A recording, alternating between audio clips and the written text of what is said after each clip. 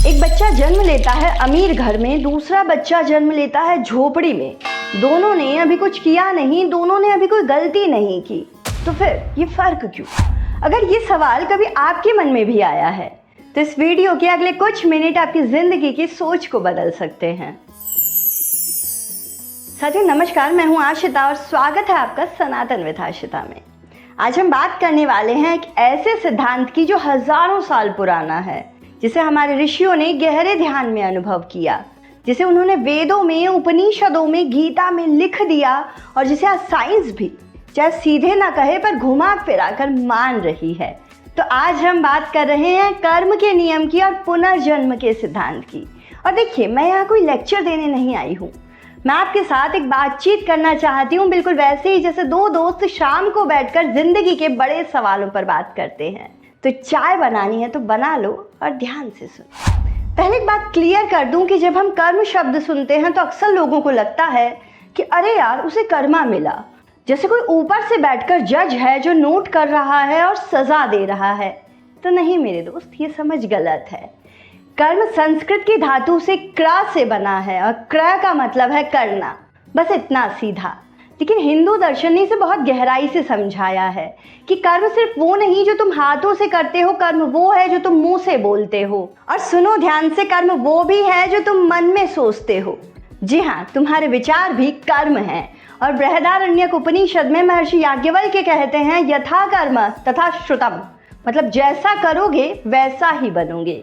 अभी सुनने में बहुत सिंपल लगता है ना, पर ये जितना सिंपल लगता है उतना ही प्रोफाउंड है। जो व्यक्ति हर दिन दूसरों की मदद करने के बारे में सोचता है, दयालुता से बोलता है, सत्य के साथ जीता है, वो धीरे धीरे वैसा ही बन जाता है। उसके आसपास वैसे ही लोग आने लगते हैं, उसकी जिंदगी में वैसी ही सिचुएशंस आने लगती है।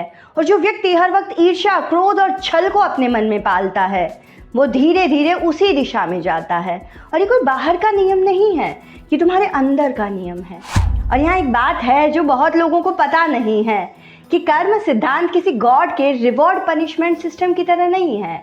हिंदू दर्शन इसे एक नैतिक फिजिकल लॉ की तरह एक्सप्लेन करता है। जैसे न्यूटन का तीसरा नियम है ना कि हर क्रिया की एक समान और विपरीत प्रतिक्रिया होती है, वैसे ही हर कर्म की एक प्रतिक्रिया होती है, चाहे इस जन्म में मिले चाहे अगले जन्म में। कोई तुम्हें माफ कर दे पर कर्म का नियम नहीं करता। और ये डर की बात नहीं है, ये एक लिबरेटिंग ट्रुथ यानी मोक्ष देने वाला सत्य है। तो अब आते हैं उस सवाल पर जो मैंने शुरू में पूछा था, वो बच्चा जो अमीर घर में पैदा हुआ और वो बच्चा जो झोंपड़ी में पैदा हुआ, आखिर क्यों? तो हिंदू दर्शन का जवाब है क्योंकि ये उनका पहला जन्म नहीं है। सबसे पहले संसार शब्द को समझो। संसार का मतलब है लगातार चलती हुई गति, जन्म, मृत्यु और फिर एक जन्म, एक के बाद एक। श्वेताश्वर उपनिषद इसे एक घूमते हुए चक्र की तरह डिस्क्राइब करता है। और इस चक्र में हम सब तब तक घूमते रहते हैं जब तक कि हम अपनी असली पहचान को नहीं समझते। और श्रीमद् भगवद गीता अध्याय 2 श्लोक 22 भगवान श्री कृष्ण इसे ब्यूटीफुल तरीके से कहते हैं कि वांसासी जीर्णानि यथा विहाय नवानि गृह्णाति नवो पराणि। जैसे कि इंसान पुराने और घिसे हुए कपड़े उतार फेंकता है और नए कपड़े पहनता है, वैसे ही आत्मा पुराना शरीर छोड़ती है और नया शरीर धारण करती है। शरीर बस एक कपड़ा है और तुम वो हो जो उस कपड़े को पहनता है। और यहीं पर आता है पुनर्जन्म का सिद्धांत। तो सुनो, ये पुनर्जन्म सिर्फ मनुष्य से मनुष्य में नहीं होता। हिंदू दर्शन कहता है कि आत्मा की यात्रा बहुत लंबी है, वो पशु, पक्षी, देव योनि में हो सकती है, क्योंकि एक निरंतर यात्रा है निम्न चेतना से उच्च चेतना की तरफ। और इस पूरी यात्रा का धागा है कर्म। तो अब यहाँ पर एक मिनट रुको, क्योंकि मुझे पता है आप सोच रहे हो कि मेरे कर्म मेरे अगले जन्म को इफेक्ट करते हैं। ये टेक्निकली होता कैसे है, तो वो मैं बताने वाली हूँ। लेकिन उससे भी बड़ी बात कि वीडियो के अंत में एक ऐसी इंसाइट है जो आपकी आज की जिंदगी को लिटरली बदल सकती है। तो इस वीडियो में एंड तक जरूर रुकना। तो चलिए समझते हैं कि कर्म काम कैसे करता है। हमारे ऋषियों ने कर्म को 3 हिस्सों में बांटा है। पहला है संचित कर्म। सोचो, एक बड़ा सा गोदाम है, हर जन्म में हर दिन तुमने जो भी अच्छा बुरा बीच का किया वो सब उस गोदाम में जमा होता जा रहा है। यह है संचित कर्म यानी तुम्हारा पूरा कर्म खाता। दूसरा है प्रारब्ध कर्म यानी उस बड़े से गोदाम में से इस जन्म के लिए निकाली गई एक पोटली। तुम्हारा परिवार, तुम्हारी देह, तुम्हारी परिस्थितियां, ये सब उस पोटली से आए हैं, इसे प्रारब्ध कहते हैं। और यही जवाब है उस सवाल का कि एक बच्चा अमीर घर में क्यों? क्योंकि उसके पिछले जन्मों की पोटली वैसी ही थी, और एक बच्चा झोपड़ी में इसलिए क्योंकि उसकी पोटली वैसी थी। तीसरा है क्रियमाण कर्म, जो सबसे इंपॉर्टेंट है। ये वो कर्म है जो तुम अभी कर रहे हो इस वक्त, ये तुम्हारे हाथ में है। तो प्रारब्ध बदल नहीं सकते, पर क्रियमाण यानी आने वाले कर्मों से तुम अपना भविष्य बदल सकते हो, अपना अगला जन्म बदल सकते हो। और ये कोई भाग्यवाद नहीं है, ये बेहतर करने का मौका है। अब यहाँ एक और शॉकिंग बात, स्वामी शिवानंद कहते हैं कि संचित कर्म का पूरा भंडार वो ब्रह्म ज्ञान से एक पल में भस्म हो सकता है। क्योंकि हाँ, जिस दिन आत्मज्ञान हो जाए उस दिन सारा पुराना हिसाब किताब जल जाता है। लेकिन प्रारब्ध वो ज्ञानी को भी भोगना पड़ता है। फर्क बस इतना है कि वो उसे देखता है जैसे एक साक्षी जो डूबता नहीं है, बहता नहीं है, बस देखता रहता है। चलिए अब एक और लेयर खोलते हैं। कर्म सिर्फ बाहर ही नहीं होता। जब तुम कोई काम करते हो, चाहे अच्छा हो या बुरा, वो मन में एक छाप छोड़ता है। इसे कहते हैं संस्कार। और जब एक ही तरह के संस्कार बार बार पड़ते हैं तो वो एक गहरी आदत बन जाते हैं। इसे कहते हैं वासना। अब समझो, जो इंसान बार बार झूठ बोलता है, धीरे धीरे उसे झूठ बोलने में कुछ भी गलत नहीं लगता, वो उसकी वासना बन जाती है। और जो इंसान हर दिन थोड़ी सी भी दया या करुणा का अभ्यास करता है, वो धीरे धीरे उसका स्वभाव बन जाता है। और ये वासनाएं और संस्कार मृत्यु के बाद भी साथ जाते हैं, और अगला जन्म इन्हीं के अनुसार एक वातावरण बनाता है ताकि वो पुरानी वासनाएं फले, आगे बढ़े।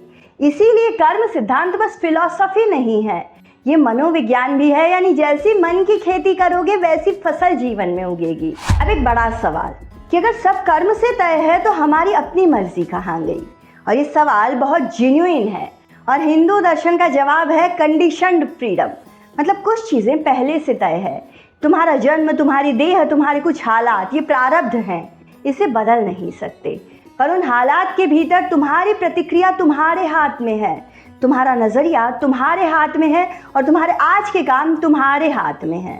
गीता जी कहती है कर्म योग यानी कर्म से भागो मत, निस्वार्थ भाव से करो, फल की चिंता छोड़ो, ईश्वर को अर्पण करो। क्योंकि जब तुम इस तरीके से कर्म करते हो तो कर्म तुम्हें बांधता नहीं, तुम मुक्त होते चले जाते हो। और अंत में जो डेस्टिनेशन है इस पूरी यात्रा का, वो है मोक्ष। न्याय, वेदांत, सब दर्शन इस एक बात पर एग्री करते हैं कि जीवन का असली लक्ष्य बेहतर जन्म पाना नहीं है।